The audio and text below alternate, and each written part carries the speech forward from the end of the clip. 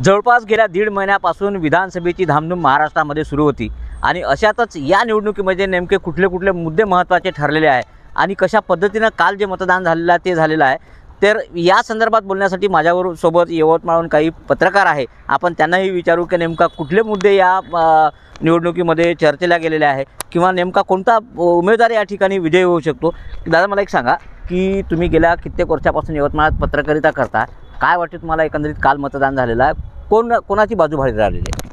आपण यवतमाळ जिल्ह्यातल्या 7 विधानसभा मतदारसंघाचा विचार करतो म्हटलं तर प्रामुख्याने महाविकास आघाडी विरुद्ध महायुतीमध्येच लढत झाली आहे आणि महाविकास आघाडीचा पलड़ा आम्हाला या ठिकाणी भारी दिसतो आहे। यावेळेस निवडणुकीमध्ये खास करून यवतमाळ जिल्ह्यामध्ये ग्रामीण भाग बहुतांश आहे आणि ग्रामीण भागातल्या बहुतांश भागामध्ये शेतकऱ्यांचा मुद्दा इथे प्रभावी होता। शेतीमालाला योग्य भाव नाही, इथलं पीक जे मुद्दा कापूस आणि सोयाबीनचं जे मुख्य पीक आहे या दोन्ही पिकांना योग्य भाव नाही अशी एक शेतकऱ्यांची ओरड होती। पुन्हा तुमच्याकडे येतो, मला सांगा की काय एकंदरीत सांगाल तुम्ही, कोणाची बाजू भारी पडेल या ठिकाणी, महाविकास आघाडी की महायुती?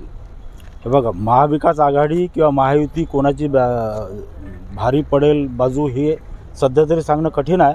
मात्र जात आणि धर्म म्हणजे विकासापेक्षा जात आणि धर्माचा मुद्दा जो आहे तो जास्त इथं प्रभावी ठरला असं मला वाटते। आणि या व्यतिरिक्त जे मतविभाजन होणार आहे काही दुसऱ्या उमेदवारांकडून, तर मतविभाजन जात आणि धर्म या आधारावरच जास्त प्रमाणात या ठिकाणी निवडणुका लढल्या गेल्या आहेत। पुन्हा आपण विचारूया का नेमका कुठला मुद्दा या निवडणुकीमध्ये प्रभावी राहिलेला आहे? भैया, मला एक सांगा की तुम्ही पत्रकारिता करता, अनेक जे निवडणूक तुम्ही कव्हर केलेली आहे, या निवडणुकीमध्ये कुठला मुद्दा नेमका भारी पडलेला वाटतो? यवतमाळ जिल्ह्याचा जर विचार केला तर बहुतांश ग्रामीण भागात शेतकरी वर्ग राहतो। शेतकरी वर्गांसाठी सोयाबीन कापसाचे जे सध्या पडलेले भाव आहे हा अत्यंत महत्त्वाचा मुद्दा राहिलेला आहे ग्रामीण भागासाठी। शहरी भागातनी आता यवतमाळ मतदारसंघ घेतो म्हटलं तर गुंडागर्दी आणि भाईगिरी हा एक मुद्दा उचलला गेला विरोधी पक्षाकडून वगैरे सत्ताधाऱ्याच्या विरोधातनी। तो एक मुद्दा प्रभावी राहिला आहे, शेवटपर्यंत चर्चेत राहिला आहे। त्याचा निवडणुकीवर काय परिणाम होतो हा नंतरचा विषय आहे, पण तो मुद्दा प्रचंड गाजला या निवडणुकीत। तिसरा मुद्दा जर पाहतो म्हटलं तर प्रत्येक मतदारसंघात मतविभागणीचा प्रयत्न झालेला आहे।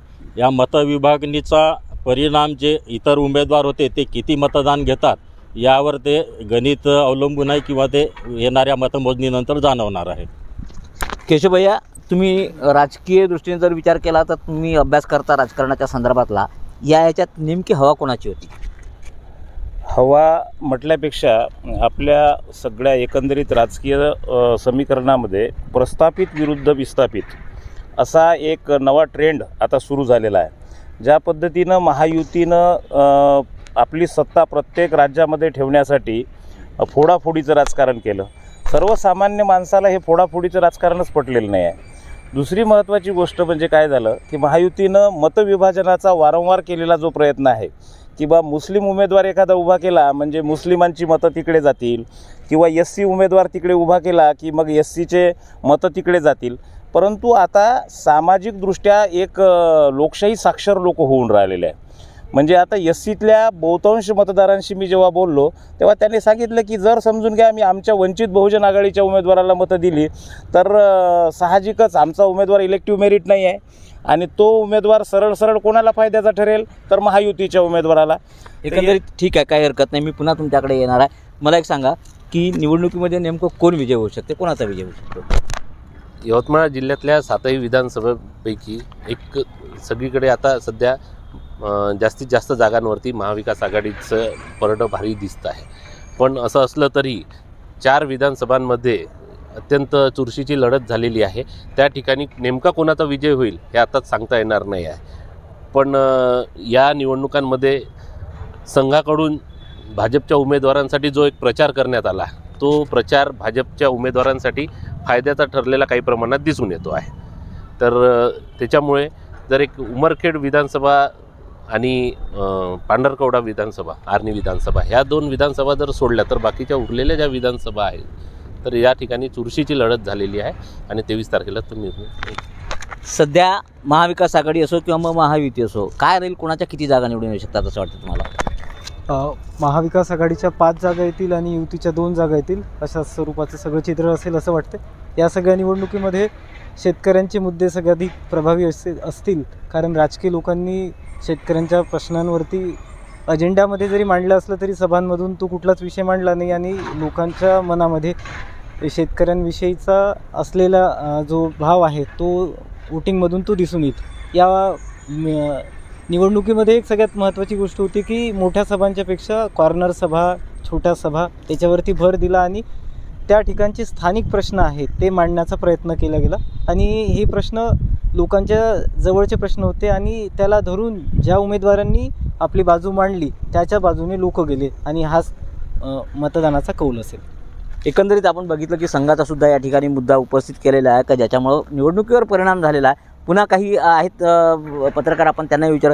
दादा मला एक सांगा की काय वाटतं तुम्हाला, कोणाच्या किती जागा निवडून येतील? महाविकास आघाडीच्या 4 ते 5 जागा येतील आणि उर्वरित महायुतीच्या 2 किंवा 3 जागा येतील. हवेच्या संदर्भात जर विचार केला तर नेमकी कोणाची हवा होती असं वाटतं तुम्हाला? तसं जिल्ह्याचा जर आढावा घेतो म्हणलं हवेच्या संदर्भातनी एकंदरीत, तर दोन्ही पक्षाची हवा होती, पण त्याच्यापेक्षा तुलनेतनी अशी महाविकास आघाडीच्या उमेदवारांचा जास्त बोलबाला जाणवत होता सर्वसामान्य मतदारांमध्ये. पुन्हा आपण विचारूया की जी हवा होती किंवा नेमकं कोणाला कसं मतदान होईल हे सुद्धा या निमित्तानं विचारणं गरजेचं आहे. मला एक सांगा की मतदान जे आहे ते जातीय याच्या समीकरणामध्ये कशा पद्धतीने विभागला जाऊ शकतो?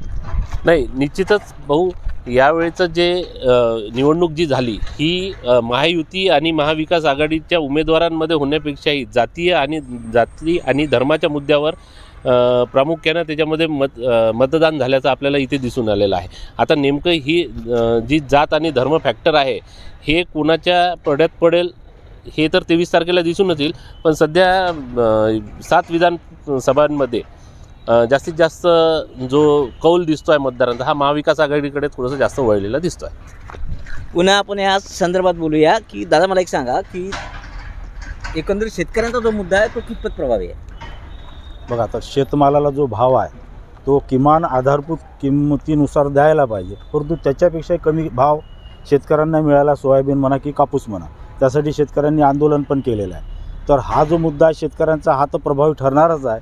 ते कदाचित सरकारच्या विरोधात मतदान करतील, परंतु आता दुसरीकडे जे महायुती आहे त्यांनी 1,500 रुपये महिना महिलांना सुरू केलेला आहे. तर लाडकी बहीणमुळे अनेक महिलासुद्धा असं दिसून आलं की बा त्या महायुतीकडे वळतील. पण एकंदरीत जी जिल्ह्यातली लढाई झाली ती अत्यंत अटीतटीची झालेली आहे. काही मतविभाजनाच्या आधारावर सुद्धा उमेदवार निवडून येतील, त्यामुळे सांगता येणं कठीण आहे की बा नेमका कोणता उमेदवार आहे, पण अटीतटीची लढाई झालेली आहे. एकंदरीत आपण जर बघितलं तर जे सांगितलं जात आहे की जी म्हणजे जी आत्ता जे मतदान झालेलं आहे किंवा निवडणूक जे होत आहे तर ती अत्यंत अटीतटीची होणार आहे आणि अशात पुन्हा काही प्रश्न आपण विचारणं गरजेचं आहे. मला एक सांगा की जातीय समीकरणाच्या संदर्भात तुम्ही काय सांगाल? जातीय समीकरणापेक्षा एक धार्मिक समीकरणही या निवडणुकीत प्रभावी राहिलं आहे. काही पक्षाकडून एका विशिष्ट धर्माला टार्गेट करूनही मुद्दे रेटण्यात आले. ते मुद्दे सर्वसामान्य लोकांना, मग तो हिंदू असो, मुस्लिम असो किंवा अन्य धर्माचा असो, पण ते आणलेले मुद्दे सर्वसामान्य लोकांना पटलेले नाही. जसं एक बटेंगे कटेंगेसारखा एक विषय आलेला होता, ते जरी एका विशिष्ट धर्माच्या बाबतीत असेल पण हिंदूमधीलही जे सर्व सुज्ञ लोक होते त्यांनासुद्धा तो मुद्दा पटलेला नाही. या मुद्द्याचाही याच्या निवडणुकीतनी बराच परिणाम होणार आहे आणि त्या मुद्द्याच्या याच्यावर जे काय निवडणुकीतनी प्रभाव पडला असेल तो जाणवणारच आहे. मला सांगा की शेतकऱ्यांचा जो मुद्दा आहे त्यासोबतच पुन्हा RSSचा सुद्धा मुद्दा आहे. या सगळ्यांनी मिळून भाजपासाठी काम केलं किंवा महायुतीसाठी काम केलं असं म्हटलं जाते, त्याचा परिणाम काय होऊ शकतो? याच्यामध्ये सर्वाधिक प्रभावशाली मुद्दे ते शेतीचेच राहिलेले आहेत. त्या अनुषंगाने महाविकास आघाडीचे जे कामकाज केलेलं आहे ते प्रभावशाली राहिलं. संघाने पण काम केलं आहे, त्याचाही पण प्रभाव या सगळ्या याच्यामध्ये दिसेल. पण या दोन्हीचं जर आपण तुल्यबळ पाहतो म्हटलं तर ग्रामीण मतदार हा सर्वाधिक मतदार आहे आणि तो आजपर्यंत पिचला गेलेला आहे आणि त्यांनी यावेळेस पुन्हा एक रहेंगे तो सेफ रहेंगे असं म्हणत आपल्या प्रश्नाकडे जो जास्त झुकेल त्यालाच मतदान देण्याचं ठरवलं आणि यातूनच हा मुद्दा आपल्याला प्रकर्षाने जाणवेल की महाविकास आघाडीकडे लोक गेलेले असतील. महाविकास आघाडीची जास्त सीट येतील?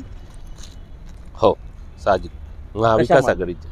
महाविकास आघाडी जे ग्रामीण भागातलं आता रुपेश भाऊंनी सांगितल्याप्रमाणे शेतकऱ्यांचा मुद्दा असेल आणि जी धार्मिक मुद्द्यावरती जी निवडणूक झाली त्याच्यामुळे आणि प्रस्थापित विरुद्ध विस्थापित जसं केशवभाऊंनी मगाशी सांगितलं, तर एक जे 10 वर्षापासून सत्तेच्या बाहेर असलेला जो हे होता वर्ग, त्यामधले जे कार्यकर्ते होते, जे पदाधिकारी होते, ते या अभी नाही तो कभी नाही या भावनेतून सगळे कामाला लागले होते. त्याच्यामुळे प्रचारादरम्यान निवडणुकीत याच्या दरम्यान महाविकास आघाडी जी आहे ही एका आणि सर्वसामान्यांच्या चर्चेदरम्यान की बा महाविकास आघाडीच्या उमेदवारांना एक त्यांच्या इकडून वाढतं हे दिसलं, कौल दिसला त्यांच्याकडे. त्याच्यामुळे महाविकास आघाडीच्या सीट जास्त येतील असं.